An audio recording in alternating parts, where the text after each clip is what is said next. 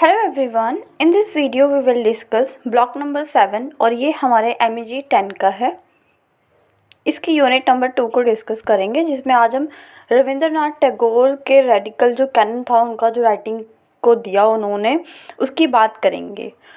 इसका हम सब पॉइंट देख सकते हैं। Rabindranath Tagore's contribution to the development of an Indian canon या फिर इंडियन राइटिंग हम बोल सकते हैं कि उन्होंने किस तरह से लैंग्वेज का डेवलपमेंट किया और इंडिया को इंग्लिश लैंग्वेज में किस तरह से उनका जो हाथ था वो था, या उन्होंने राइटिंग वर्क जो किया वो किस तरीके का था। इन सब पे आज हम डिस्कशन करेंगे अपने इस वीडियो में। He was born in Calcutta 1861। इनका बोर्न कैलकटा में ही हुआ था। और आपको पता ही होगा कि रविंद्रनाथ टैगोर को नोबेल प्राइज़ मिल चुका है लिटरेचर का। इनको मिला था 1913 में। आप देख सकते हैं, जब इनको नोबेल प्राइज़ मिला, on that time we are not independent, right. हमारे ऊपर ब्रिटिशर्स को ओवररूल था, बट फिर भी जो इनका वर्क था, जो इनका लिटरेचर था, वो इतना, हम कह सकते हैं इनका लिटरेचर वर्क इतना ज़्यादा फेमस था और ये इतना खूबसूरती से लिखते थे कि इनको ब्रिटिशर्स ने भी, कह सकते हैं ना, इग्नोर नहीं किया। इनको उस टाइम पे भी नोबेल प्राइज़ मिला 1930 में। और आपको पता ही होगा, रविंद्रनाथ टैगोर जी ने ही हमारा नेशनल एंथम लिखा था, जो है हमारा जन गण मन। और ये पहले इंडियन हैं जिन्होंने 2 नेशनल एंथम लिखे। एक तो इन्होंने बांग्लादेश का नेशनल एंथम लिखा और दूसरा इंडिया का नेशनल एंथम लिखा। फादर ऑफ नेशनल एंथम नाम से भी हम जानते हैं रविंद्रनाथ टैगोर जी को। He wrote so many books and songs.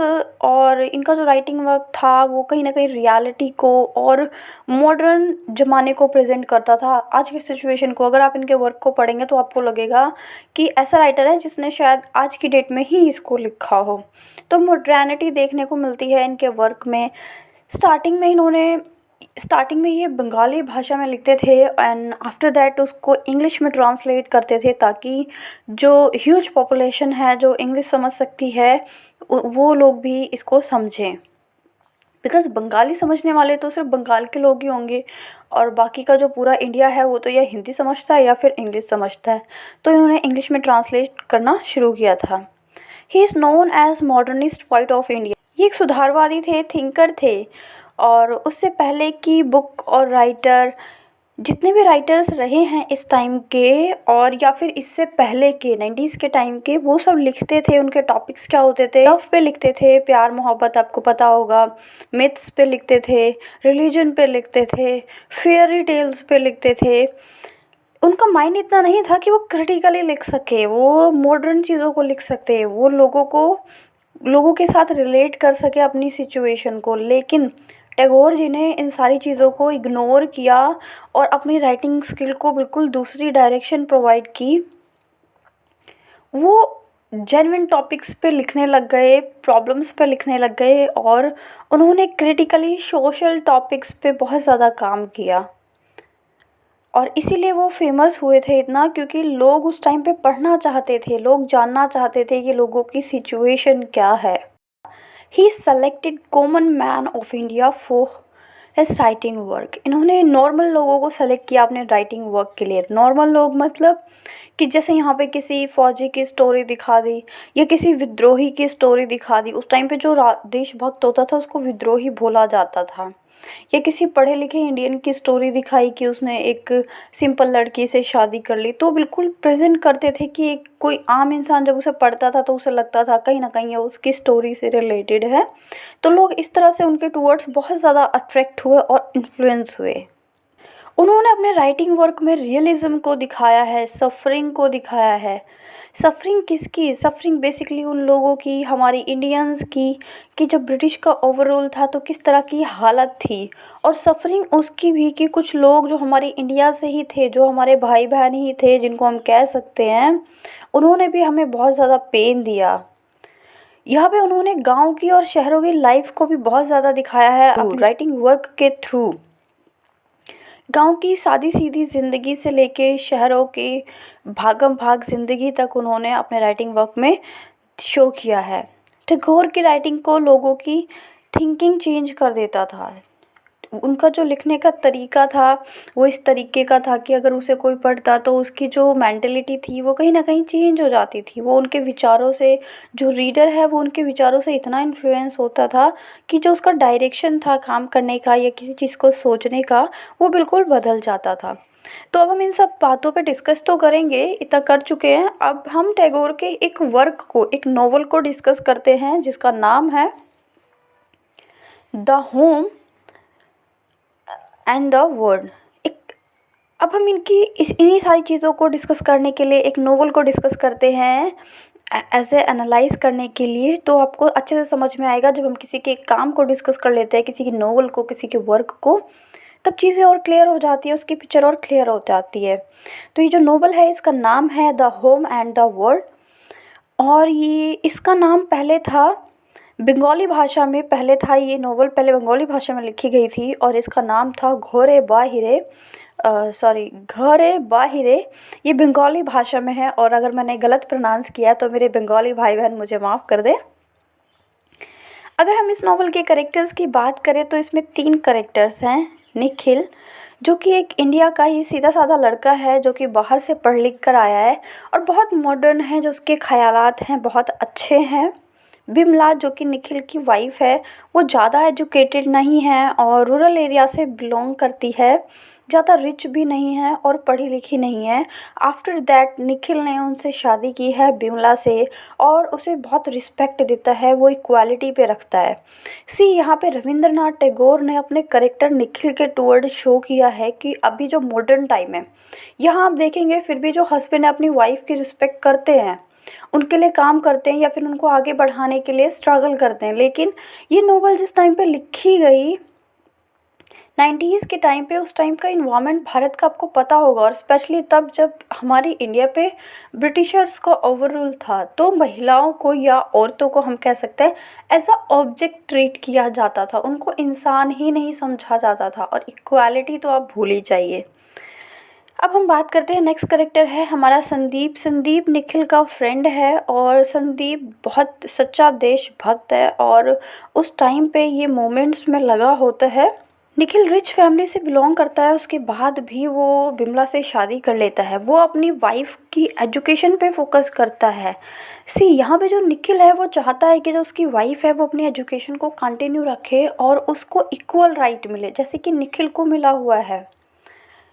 He arrange a tutor for Bimla as a English subject. यहाँ पे वो बिमला के लिए इंग्लिश सब्जेक्ट का एक ट्यूटर भी अरेंज करता है ताकि बिमला जो है वो इंग्लिश को सीख सके, उसे समझ सके। वो चाहता है कि बिमला घर के कामों से बाहर निकले और बाहर की दुनिया के साथ इंटरेक्ट करे, उसे पता चले कि सोसाइटी में क्या चल रहा है, कैसे उठना है, कैसे बैठना है, कैसे बात करना है और कैसे अपने आप को प्रेजेंट करना है। ये सारी चीज़ें चाहता था हमारा कैरेक्टर निखिल अपनी वाइफ बिमला से। अगर हम बिमला की बात करें so she is very typical Indian lady और उसको अपने ट्रेडिशन ही बहुत अच्छे लगते थे। जैसे कि अगर हम देखेंगे पुरानी मूवीज़ में भी आपको देखने को मिल सकता है कि बहुत ज़्यादा सिंदूर भरना, अपने पति की सारी बातें मानना, है ना, और अ, उसके पैर छूना। आप सब ये सब देखा होगा आपने पुरानी मूवीज़ में, इन सबको बहुत अच्छे से भर भर के दिखाया हुआ है। क्यों? क्योंकि उस टाइम का ट्रेडिशन ही यही था।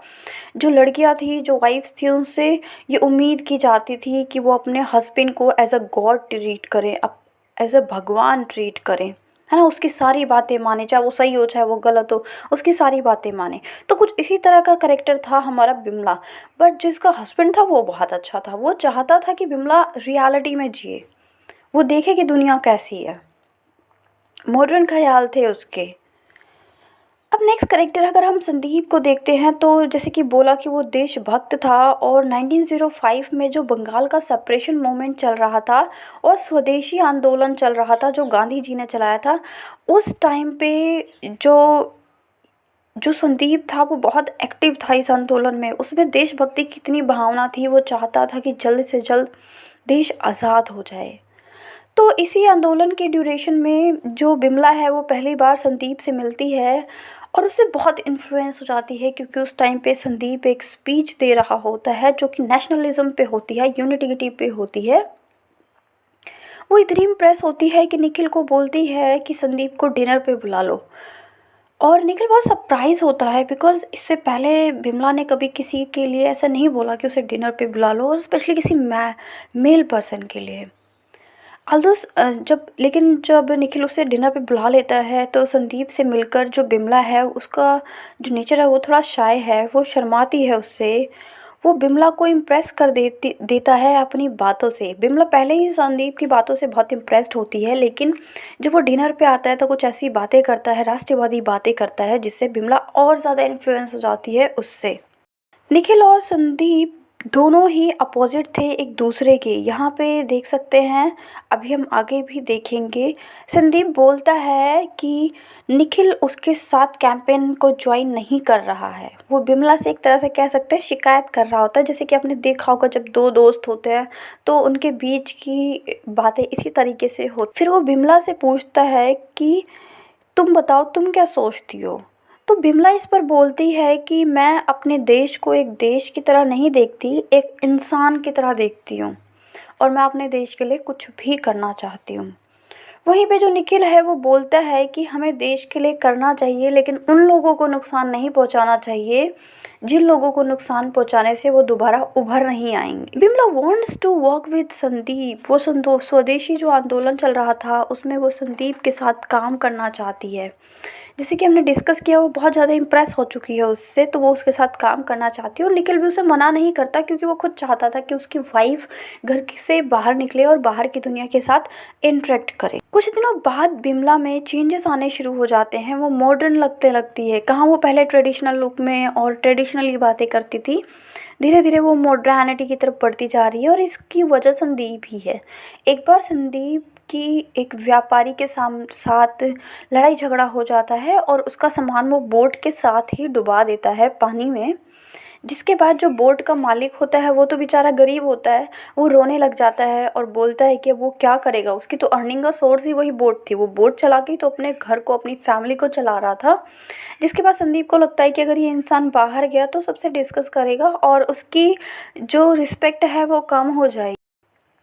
तो यहाँ पे देख सकते हैं जो रविंद्रनाथ टैगोर जी हैं उन्होंने संदीप के थ्रू सेल्फिश लोगों को दिखाया है, और निखिल को मॉडर्निटी के साथ एक अच्छा थिंकर भी दिखाया है। संदीप बोटमैन को अपनी साइड कर लेता है अपनी बातों से। वह गरीब को भी नहीं छोड़ता, पर निखिल सोचता है कि गरीब के पास पैसा नहीं है, वो कहाँ से लाएगा अगर जल जाएगा। आपको याद होगा कि जब इंडिया में नॉन कोऑपरेटिव मूवमेंट चल रहा था तो उस टाइम पे बाहर की चीज़ों को जलाया जा रहा था। लेकिन देखिए, जो अमीर है, जो रिच पर्सन है, जो जो मिडिल क्लास फैमिली है, वो भी अफोर्ड कर सकती है कि आज कोई चीज़ टूट गई या जल गई तो कल हम नया ले आएँ। बट सी, जब पीपल के साथ ऐसा होता है तो उनके साथ ऐसा नहीं है, क्योंकि उनके पास इतना मनी नहीं है कि वो हर चीज़ को फेंक के दोबारा लाएँ। वो तो बस इतना ही कमा पाते हैं कि खाना खा सके और कपड़े पहन सके। संदीप है वो बिमला से पैसे मंगवाता है और बोलता है कि तुम्हारा घर भी तो तुम्हारा देश है, तो तुम्हें अपने देश के लिए करना चाहिए, तुम्हें पैसे लाने चाहिए। वो यहाँ पे बिमला को यूज़ करता है पैसों के लिए, और बिमला जो कि पूरी तरह से कंट्रोल में होती है संदीप के, तो वो जाती है और निखिल के कबर्ड से पैसे ले आती है। यहाँ पे वो अपने ही घर में चोरी करती है और लाके पैसा संदीप को दे देती है, क्योंकि बिमला तो एक तरह से देशभक्ति की भावना में भरी हुई है और वो संदीप से इन्फ्लुएंस है, और संदीप उसकी इसी बात का फ़ायदा उठाता है। संदीप बिमला को मनी के लिए बोलता है और वो दे देती है। इससे वो भी इम्प्रेस हो जाता है और बिमला को ठीक लगता है। लेकिन कुछ टाइम के बाद बिमला को रियलाइज़ होता है कि घर भी तो उसका कंट्री है, तो उसे अपने घर में चोरी नहीं करनी चाहिए। संदीप ने गलत कराया, उससे ऐसा रियलाइज़ होता है उसे। उसके बाद वो सोचती है कि वो निखिल को सब कुछ बता देगी, क्योंकि एक गिल्ट है जो उसके दिलो दिमाग में। उसी शाम संदीप आता है, निखिल को बोलता है कि जिस जहाज का सामान मैंने डुबोया था उसके जो मालिक हैं वो सब मुझे ढूंढ रहे हैं और मारना चाहते हैं। मैं शायद इस इलाके को छोड़ के, इस एरिया को छोड़ के कहीं और चला जाऊंगा। ये बातें हो ही रही होती हैं, तभी एक न्यूज़ आती है कि कुछ लुटेरे आ गए हैं और महिलाओं के साथ मिसबिहेव कर रहे हैं। निखिल उन्हें बचाने के लिए जाता है जबकि बिमला उसे रोकती है, लेकिन यहाँ पे जो संदीप है उसका कोई रिएक्शन नहीं है। आप देखिए, एक तरफ तो वो बोलता है कि मैं अपने देश के लिए सब कुछ करूँगा, लेकिन दूसरी तरफ जब अपने ही देश की महिलाओं के टूवर्ड्स, अपने ही देश की वुमेन को कोई परेशान कर रहा है, कोई मिसबिहेव कर रहा है, तो उसके कदम बाहर की ओर नहीं निकलते। बट निखिल जो कि एक मॉडर्न ख्यालाती है, और वो आंदोलन में हिस्सा ले ना ले, लेकिन वो फिर भी अपने देश के लिए, अपने देश की वुमेन के लिए सोचता है। वो अकेला निकल जाता है विमला की बातों को इग्नोर करके। और जब वो कुछ देर बाद बाहर आता है, घर वापस आता है, तो बहुत इंजर्ड होता है, बहुत ब्लड निकल रहा होता है उसकी बॉडी से, और वो बैठ जाता है बिमला के साथ ही। यहाँ पे बिमला को रियलाइज़ होता है कि जो संदीप है वो कितना गलत है, वो कभी किसी के बारे में सोच ही नहीं सकता। और इस नोवेल की यहीं पे एंडिंग हो जाती है। सो सी, यहाँ पे रविंद्रनाथ टैगोर जी ने निखिल, बिमला और संदीप के टूवर्ड्स किस तरह का इन्वॉल्वमेंट शो किया है। और ये नोवेल पूरी की पूरी मॉडर्निटी पे बेस्ड है। हालांकि ये नोवेल जब लिखी गई उस टाइम पे ओवरऑल था ब्रिटिशर्स का, बट आप देख सकते हैं इसका हर एक करेक्टर कुछ ना कुछ बोलता है आपको। अगर हम इसमें थीम्स की बात करें तो इसमें नेशनलिज्म देखने को मिलता है, देशभक्ति देखने को मिलती है, जो कि ये तीनों करेक्टर के अंदर कूट कूट के भरी हुई है, बस उनको प्रेजेंट करने का तरीका अलग अलग है। नेक्स्ट अगर हम थीम की बात करें तो मॉडर्निटी, ट्रेडिशन देखने को मिलता है, दोनों एक साथ। मॉडर्निटी जैसे कि निखिल, और ट्रेडिशन जैसे कि संदीप और बिमला। लेकिन बाद में जो बिमला है वो पूरी चेंज हो जाती है, उसके जो थॉट्स हैं, यहाँ पे हम मॉडर्निटी की बात, हम कपड़ों से मॉडर्न होने की बात नहीं कर रहे हैं, यहाँ पे हम थॉट्स से, विचारों से मॉडर्न होने की बात कर रहे हैं। नेक्स्ट इसमें फ्रेंडशिप देखने को मिलती है निखिल और संदीप के बीच की, और दोस्ताना देखिए स्टार्टिंग में बहुत अच्छा था, और बाद में किस तरह से उसकी दोस्ती का फ़ायदा उठाया गया ये भी देखने को मिलता है। इसमें ट्रूथ एंड लाई दोनों एक साथ देखने को मिलता है। स्टार्टिंग में जो बिमला है वो अपने पति की सारी बात मानती है और झूठ तो कभी नहीं बोलती, लेकिन लास्ट में कहीं ना कहीं वो संदीप की वजह से अपने पति से झूठ भी बोलती है और अपने घर में चोरी भी करती है। नेक्स्ट है इसमें फैमिली एंड कल्चर देखने को मिलता है कि किस तरह से परिवार था और किस तरह से संस्कार होते थे लोगों में। और ये वर्क जो है वो 1960 का है, और देख लीजिए रविंद्रनाथ टैगोर जी ने कितनी खूबसूरती से इस वर्क को प्रेजेंट किया है। रविंद्रनाथ टैगोर जी की डेथ हुई थी 1941 में। इन्होंने छोटी सी उम्र में, या फिर हम कह सकते हैं जो इनका राइटिंग करियर था वो इंडिया के लिए बहुत ज़्यादा, हम कह सकते हैं, रिमार्केबल था। इनका जो कंट्रीब्यूशन है, जो डेवलपमेंट है इंडियन पीपल को लेके, उनकी थॉट्स को, इनकी थिंकिंग को चेंज करने के लिए, उनको हम कभी नहीं भूल सकते। और बच्चा बच्चा जानता है, जैसे ही वो स्कूल में जाता है तो जन गण मन से इसकी शुरुआत होती है असेंबली की, और वो लिखा है रविंद्रनाथ टैगोर जी ने। सो फ्रेंड्स, ये वीडियो यहीं पे ख़त्म होती है, ये लेक्चर यहीं पे ख़त्म होता है। If you like the video, if you like the presentation, so be with us. Goodbye and take care, friends.